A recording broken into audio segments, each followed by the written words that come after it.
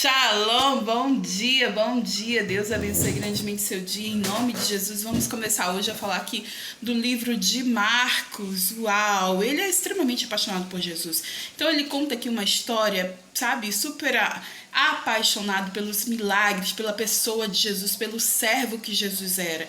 Então a gente já leu, né, um pouco sobre o resumão de Mateus, que é incrível. A gente vai ler agora sobre Marcos, e lá na frente tem também Lucas, que era médico, muito detalhista, não foi um dos 12 de Jesus, mas ele teve muitas informações, muitas coisas que ele sabia que Jesus tinha vivido, que Jesus fez através de seus discípulos. Ele era um discípulo direto do apóstolo Paulo, que veio depois também de Jesus.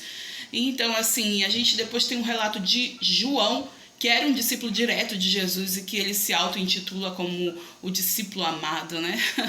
Então, eu sou apaixonada também pela biografia de Jesus, por esses 4 primeiros livros que nos ensinam um pouco da vida de Jesus, e Marcos vai nos falar aqui um pouquinho sobre isso também. Antes de a gente começar a leitura, eu quero te convidar para nós darmos aquele bom dia especial ao nosso amigo Espírito Santo. E tem alguém aqui também que gosta dessa leitura, que gosta um pouco do que vai se falar e vai dar um shalom especial aqui. Tudo bom, Gui? Uhum. Tá preparado? Tô. Amém. Então vamos orar. 1, 2, 3 e...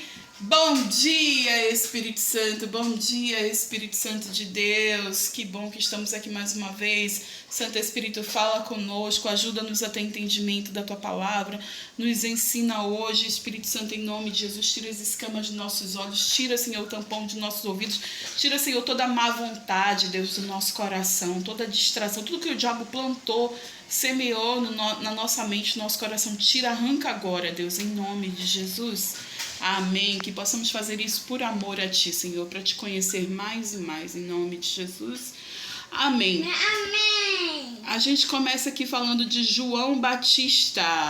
Capítulo 1 do livro de Marcos também tá. Essa mesma história está no livro de Mateus, que a gente viu, está no livro de Lucas também. E começa assim: princípio do Evangelho de Jesus Cristo, o Filho de Deus. Conforme está escrito no profeta Isaías: enviarei à tua frente o meu mensageiro. Ele preparará o teu caminho. Voz do que clama no deserto: prepare um caminho para o Senhor, façam veredas retas para ele. Você sabe de quem Marcos está falando aqui, Gui? Uhum. De quem? De Jesus. João Batista.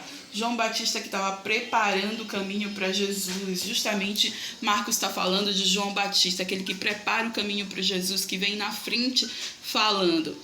Aqui o versículo 4 ele começa: assim surgiu João, batizando no deserto e pregando um batismo de arrependimento para o perdão dos pecados. A ele vinha toda a região da Judéia e todo o povo de Jerusalém. Confessando os seus pecados, eram batizados por ele no rio Jordão. E João vestia roupas feitas de pelos de camelo, usava um cinto de couro e comia gafanhotos e mel silvestre. Você ia gostar de ter uma vida dessa como de João Batista? Ainda mais que eu acho mel azedo. Mel é doce demais. Já conversamos sobre isso, azedo. O mel é muito doce. Além de mel, ele comia gafanhotos. Você ia gostar? E de se vestir de roupas de animais. Então, ele está aqui, usava cinto de couro e comia gafanhotos e mel silvestre. E esta era a sua mensagem: depois de mim vem alguém mais poderoso do que eu, tanto que não sou digno nem de curvar-me e desamarrar as correias das suas sandálias. Eu os batizo com água, mas ele os batizará com o Espírito Santo. De quem João Batista estava falando aqui? Sobre Jesus. Agora é sobre Jesus. João Batista estava falando justamente, proclamando, né, preparando o caminho para Jesus. Vamos seguir então aqui o batismo e a tentação de Jesus. Naquela ocasião, Jesus veio a Nazaré. Jesus veio de Nazaré da Galileia e foi batizado por João no Jordão. E assim que saiu da água, Jesus viu o céu se abrindo e o Espírito descendo como pomba sobre ele. Então veio dos céus uma voz. Você sabe que voz foi essa, Gui? Saulo, Saulo, por que me persegue? Que aqui a gente está na história ainda de Jesus e não de Saulo. Não foi o encontro de Saulo que se transformou em Paulo, não.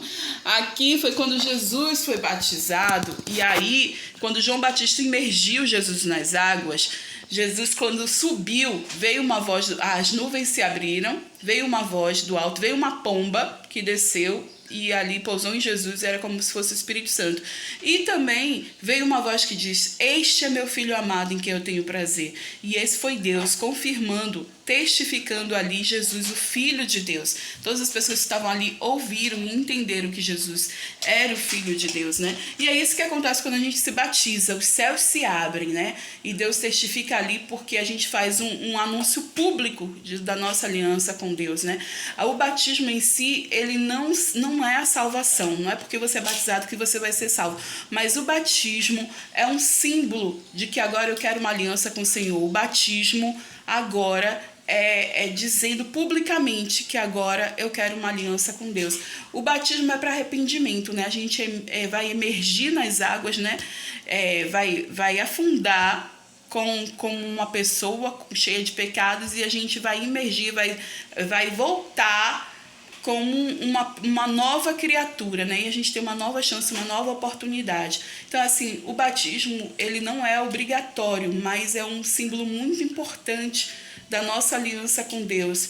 E o batismo é um ato de obediência. Jesus fez e ele nem precisava fazer. Ele não tinha os pecados que a gente tem.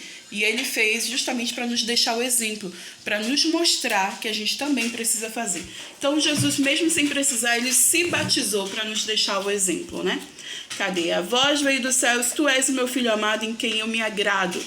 Logo após, o Espírito Santo o impeliu para o deserto, e ali esteve 40 dias sendo tentado por Satanás. Estava como uns animais selvagens, e os anjos o serviam. Imagine, Guigui, você 40 dias no deserto?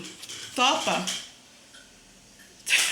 Jesus nos deixa... posso viver 40 dias na casa do vovô e da vovó, que a mãe e o pai da minha mãe, só não 40 dias no deserto. Gui, eu tenho uma notícia para você. Você vai passar pelo deserto. Eu não sei quanto tempo, mas o deserto não é um lugar de você morar. É um lugar de passagem, é um processo que a gente precisa passar para ser preparado por Deus, que Deus vai nos preparando por algo que está por vir.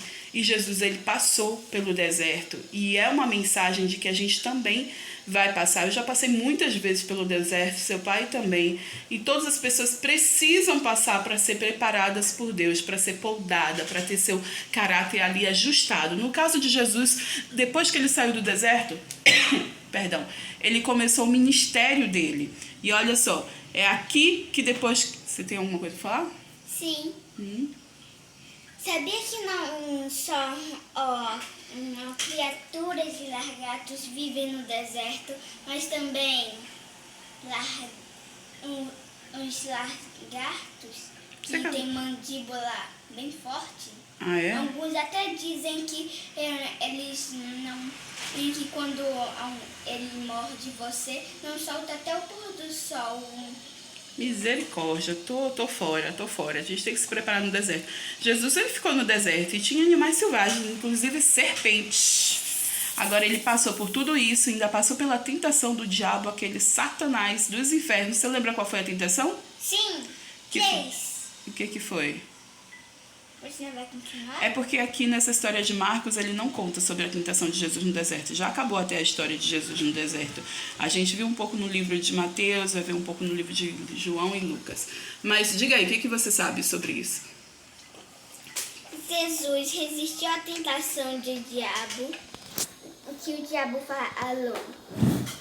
Se você mesmo, o Filho de Deus, não transforma essa pedra em pão. E sabe o que Jesus falou? O quê? Não só o homem viverá do pão, mas também da palavra de Deus. Uhul! E aí Jesus venceu pela primeira vez o Satanás, né? E agora? A segunda prova foi que o diabo disse em que na Bíblia está escrito que Se ele cair e daquela altura gigante, os anjos vão impedir que ele se machuque. Só que Jesus disse, nunca se pode tentar a Deus. Uau, uau. Então, com a palavra, Jesus venceu pela segunda vez Satanás. Deu um murro em Satanás. Agora eu quero ver o nocaute. Como é que foi? Murro? Mas ele não tem uma mão grande. É como se fosse isso. É uma expressão. Então, Agora é o nocaute. Como foi que Jesus nocauteou e derrotou Satanás? Satanás disse para Jesus que se Jesus adorasse a Satanás, todos aqueles reinos seriam de Jesus. Só que Jesus, com a palavra de Satanás, expulsou Satanás. A palavra de Satanás?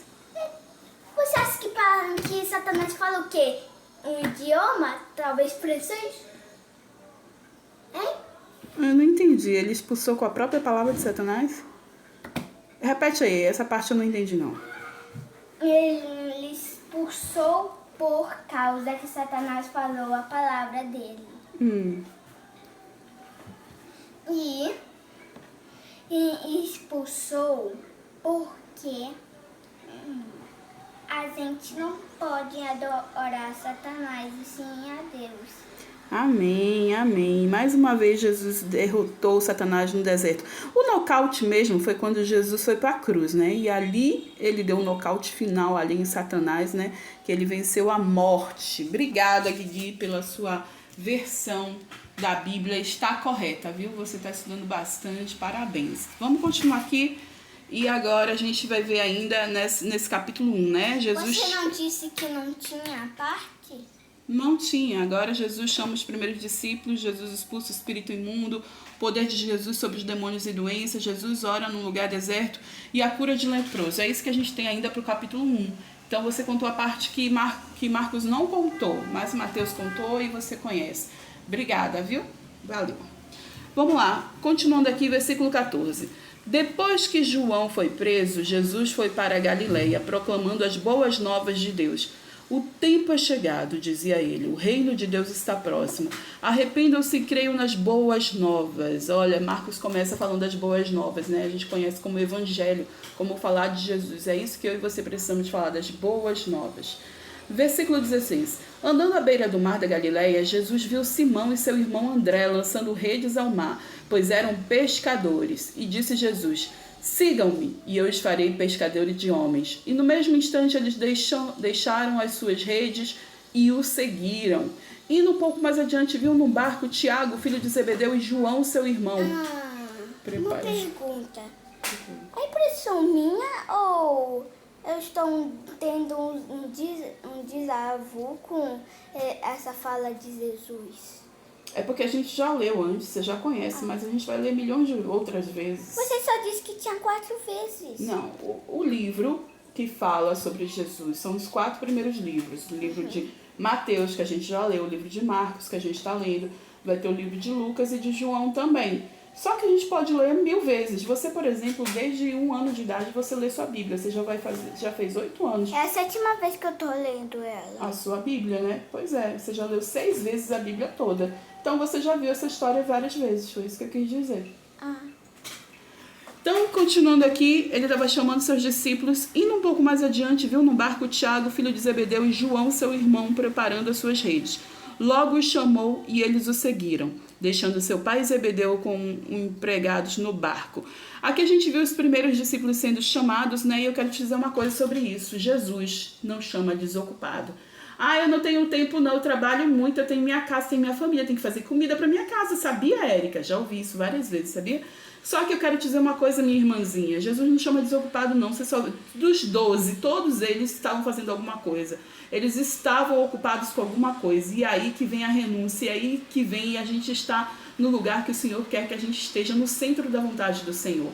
Esses homens, eles tinham uma ocupação sim, eles tinham seus dons e talentos. Jesus chamou eles, para serem usados agora no reino de Deus. Então, ainda que você tenha muita ocupação, e glória a Deus por isso, você sim precisa ter seu ministério, servir ao Senhor, onde o Senhor quer que você sirva.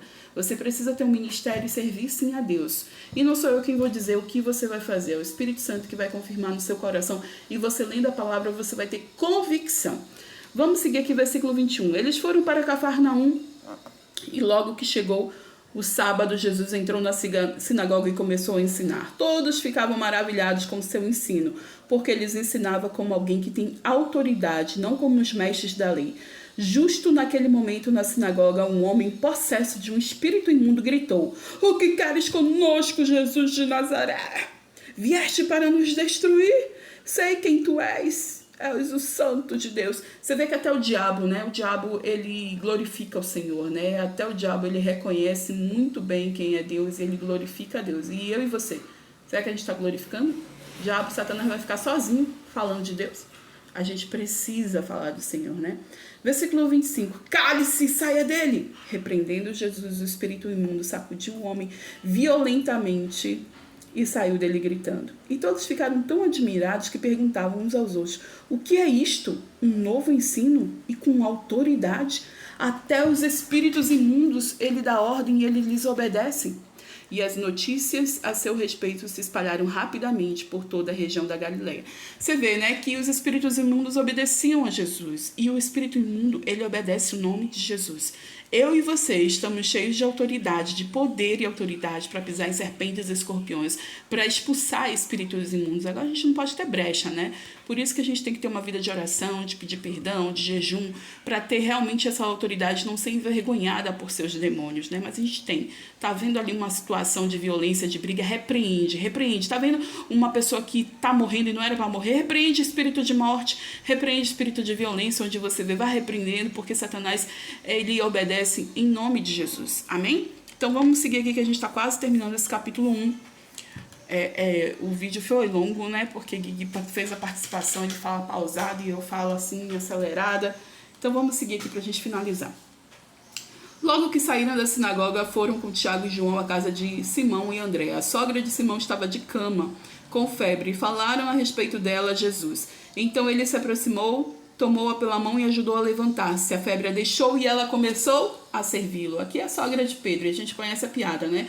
Por que Pedro negou Jesus 3 vezes? Porque Jesus curou a sogra dele. É muito bobo isso, né? Nem pra rir. Mas uma coisa importante aqui, ela ficou curada e começou a servir ao Senhor. Nós precisamos servir a Deus, amém? Ao anoitecer, depois do pôr do sol, o povo levou Jesus, todos os doentes e endemoniados, toda a cidade se reuniu à porta da casa. E Jesus curou muitos que sofriam de várias doenças, também expulsou muitos demônios.